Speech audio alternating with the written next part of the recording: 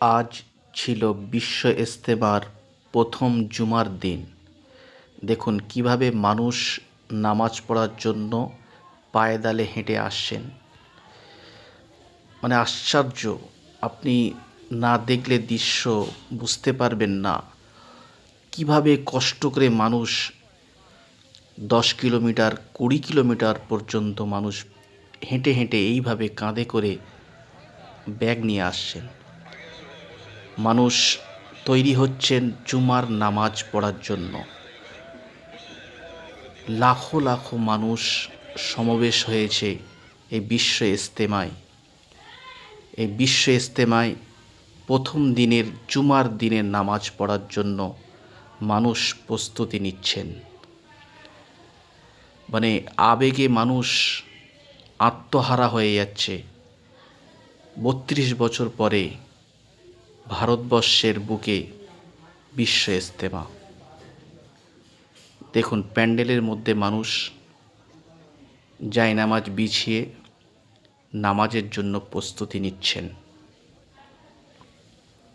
এটা একটা বিরল দৃশ্য, দেখার মতন দৃশ্য। এখনও জুমার সময় হয়নি, যার জন্য মানুষ একে একে নিজের জায়গা দেখে নিচ্ছেন কোথায় নামাজ পড়বেন।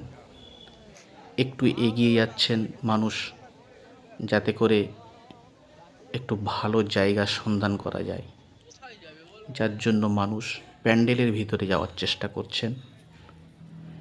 যেদিকেই তাকাবেন আপনি সেদিকেই মানুষ আর মানুষ। কোটি ছাড়িয়ে গিয়েছে আজ জুম্মার নামাজে। এত মানুষের সমাগম এই প্রথম আমার দৃশ্যই দেখা। আমার চোখে এই প্রথম এত মানুষের সমাগম। আমি তো আত্মহারা হয়ে যাচ্ছি। দেখার মতন দৃশ্য। মুসলিম ধর্মপ্রাণ মানুষ যে তারা আল্লাহকে রাজি করার জন্য একত্রিত হয়ে সেই রবের দরবারে সেজদা করার জন্য এসেছেন।